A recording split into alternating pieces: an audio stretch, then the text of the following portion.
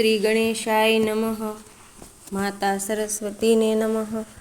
વક્રતુંડે મહાકાય સૂર્યકોટિ સમપ્રભ નિર્વિઘ્નં કુરુ મે દેવ સર્વકાર્યેષુ સર્વદા. સત્સંગ સાગર યુટ્યુબ ચેનલમાં આપ સૌનું હાર્દિક સ્વાગત છે. આજે આપણે આ વિડીયોમાં સાંભળીશું સૂર્યનારાયણ વ્રત કથા. મહાસુદ સાતમના દિવસથી અથવા કોઈ પણ રવિવારથી આ વ્રત શરૂ કરીને 6 મહિને પૂરું થાય. વ્રત કરનારે રોજ નાહીને સૂર્યનારાયણની પૂજા કરવાની, દર્શન કરવાના અને બપોરે 12 વાગે ખીરનું એકટાણું કરવાનું. એક વનમાં સૂર્યનારાયણ તેમની માતા સાથે રહે. એ સૂર્યનારાયણ દિવસભર જગતમાં પ્રકાશ પાથરે અને સાંજ પડતા ઘેર આવે. માતા ઘરમાં એકલી બેસી રહે. એક દિવસ સૂર્યનારાયણે વિચાર્યું કે જો હું પરણું તો વહુ આવવાથી મારી માતાનું એકલવાયાપણું મટે.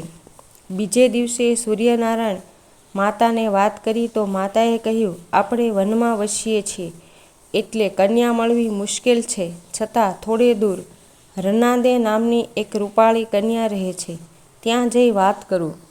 માં ગયા રનાદેવી રાણી પાસે અને ખબર અંતર પૂછી વાત કાઢી. તમારી દીકરી રનાદે હવે મોટી થઈ ગઈ છે, તો તેને કુંવારી ક્યાં સુધી રાખવાની છે? રાણી કહે, મારી દીકરીને લાયક મૃત્યુ મળે તો હું વિવાહ કરવા તૈયાર છું. માં બોલ્યા, મારો દીકરો સૂર્યનારાયણ ધ્યાનમાં નથી આવતો? તમારી મરજી હોય તો કરો કંકુના.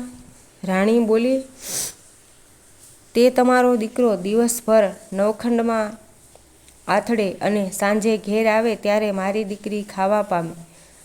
આવું દુઃખ હોય પછી મારાથી દીકરી કેમ દેવાય? માં તો હતાશ થઈને ઘેર આવ્યા. સાંજે સૂર્યનારાયણને બધી વાત કરી. સૂર્યનારાયણ આ સાંભળી સમસમી ગયા. બીજા દિવસે તે જતી વખતે બોલ્યા, માં, આજે રનાદેને ત્યાં કોઈ અતિથિ પધારશે, એટલે રનાદે આપણે ત્યાં પાણીથી ભરેલો ઘડો લેવા આવશે, ત્યારે ખુશીથી એને ભરેલો ઘડો આપવાનો, પણ તેની સાથે તેની માને કહેવડાવવાનું કે જે ઘડો આપ્યો છે તે પાછો આપી જવાનો. જો ઘડો ફૂટશે તો રનાદેના વિવાહ સૂર્યનારાયણ સાથે કરવા પડશે. આટલું કહી સૂર્યનારાયણ ગયા અને 16 કળાએ ખીલ્યા. એ દિવસે સખત તાપ પડ્યો. બધા જીવો તરફડવા લાગ્યા. રનાદેને ત્યાં અતિથિ પધાર્યા હતા તે ઉકળાટથી ત્રાસી ગયા હતા. ઘરમાં પાણી ખૂટી જવાથી રાણીએ રનાદેને સૂર્યનારાયણને ત્યાં ઘડો પાણી લેવા મોકલી. સૂર્યનારાયણની માતાએ પેલી શરત જણાવી એટલે રનાદે વિલે મોઢે આવી અને બધી વાત કરી. રાણીએ કહ્યું, સારું, તું તારે ઘડો પાણી લઈ આવ. રનાદે પાછી સૂર્યનારાયણની માતા પાસે આવી ને આખો ઘડો આપવાની કબૂલાત કરી પાણીનો ભરેલો ઘડો લીધો. અતિથિએ ઠંડુ પાણી પીવાય એટલું પીધું અને પાછા રસ્તે પડી ગયા. જ્યારે ગરમી ઓછી થઈ ત્યારે રનાદે ખાલી ઘડો સૂર્યનારાયણની માતાને પહોંચાડવા નીકળી, પણ રસ્તામાં 2 પાડા લડતા હતા, તેથી હડફેટમાં આવવાથી રનાદેના હાથમાંનો ઘડો પડીને ફૂટી ગયો. રનાદે રડતી રડતી મા પાસે ગઈ. વાત કરીને શરત પ્રમાણે લગ્નનું નક્કી કર્યું. સાંજે સૂર્યનારાયણ ઘરે પધાર્યા ત્યારે માએ કહ્યું, બેટા, આવતીકાલે સાંજે તારે રનાદેને પરણવા જવાનું છે. આપણે તો કંઈ તૈયારી કરવાની નથી, પણ તારી સાસુ સાધન સામગ્રી વગર મૂંઝાઈ રહી છે. આ સાંભળી સૂર્યનારાયણ રાણીની ઝૂંપડીએ ગયા. તેમના પગલાં થતાં જ ત્યાં નાનકડો મહેલ ખડો થઈ ગયો. રાણી તો આ જોઈ આશ્ચર્યમાં પડી ગઈ. તેણે મહેલમાં ફરી જોયું તો તેમાં લગ્નની બધી સામગ્રી પડી હતી. તેથી રનાદેના હરખનો પાર નહોતો. પોતાનો પતિ આવી શક્તિ ધરાવે છે એ જાણીને તે ખુશ થઈ ગઈ. બીજે દિવસે સૂર્યનારાયણ વાજતે ગાજતે પરણ્યા અને માતાએ વર વહુને આશીર્વાદ આપ્યા. સવાર પડતા સૂર્યનારાયણ પુંજ રેલાવા બહાર નીકળી પડ્યા. તે છેક સાંજે ઘરે પાછા ફર્યા ત્યાં સુધીમાં રનાદેએ રસોઈ કરી રાખી હતી અને સાસુની સેવા પણ કરી હતી, પરંતુ જમી ન હતી. સાંજે સૂર્યનારાયણ આવ્યા ત્યારે તેમની સાથે જમવા બેઠી. આ રીતે રનાદેને આખા દિવસ ભૂખ્યા રહેવું પડતું. તેથી તે દુબળી પડતી ગઈ. રનાદેની માતા એક દિવસ જમાઈની ખબર પૂછવા આવી તો તેણે રનાદેને સુકાઈ ગયેલી જોઈ. તેણે પૂછ્યું, બેટા, અહીંયા તને સર્વ પ્રકારનું સુખ છે, છતાં તું કેમ સુકાતી જાય છે? રનાદે બોલી, મારા પતિ સવારના ફરવા નીકળે તો સાંજે આવે ત્યાં સુધી મારે ભૂખ્યા બેસી રહેવું પડે છે. પતિના જમ્યા વગર મારાથી જમાય શી રીતે? આમ હું દિવસમાં એકવાર સાંજના જમું, તેથી દુબળી પડી ગઈ છું. રાણી કહે, સવારે તારા પતિ મોઢામાં ગોળની કાકરી નાખીને જાય તો તારાથી ગમે ત્યારે જમી શકાય.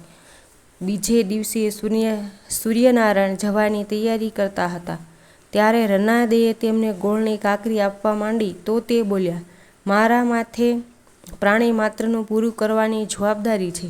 કીડીથી લઈને ગુંજર સુધીનું મારે પોષણ કરવાનું છે. એટલે મારી ફરજમાંથી મુક્ત ન થાવ ત્યાં સુધીમાં મારાથી મોઢામાં કંઈ નંખાય નહીં. સૂર્યનારાયણ ગયા અને રનાદે વિચારમાં પડી. પોતાના પતિ આખા જગતનું પોષણ કરે છે એ વાત માન્યમાં આવે કે કેમ? સત્યતાની ખાતરી કરવા તેણે એક દાબડીમાં એક કીડીને પૂરી. પછી તેનું ઢાંકણું વાંસી દઈને દાબડી ગોખલામાં મૂકી દીધી.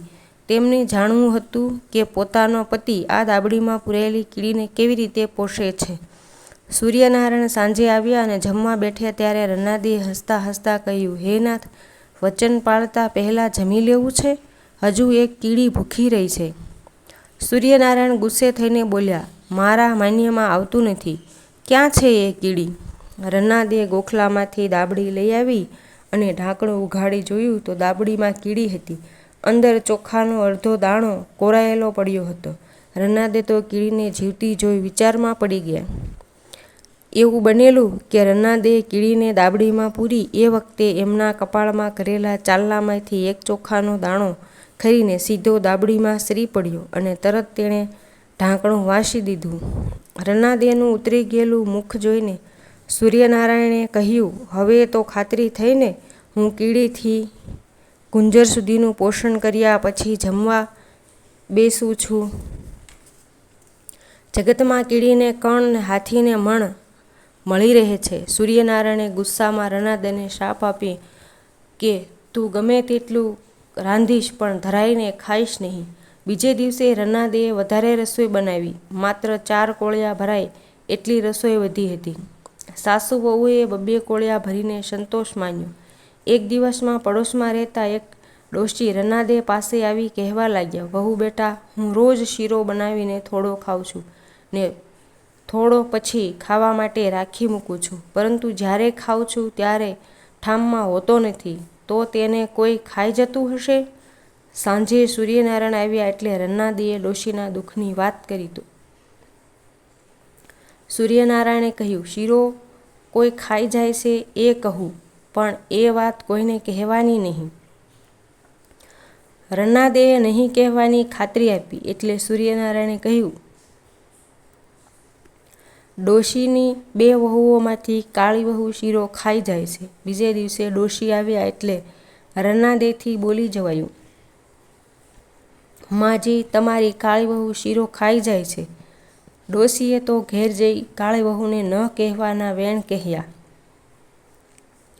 વહુને ખબર પડી કે સૂર્યનારાયણે તેનું નામ દીધું છે, તેથી તે સૂર્યનારાયણને ગમે તેમ ગાળો ભાંડવા લાગી.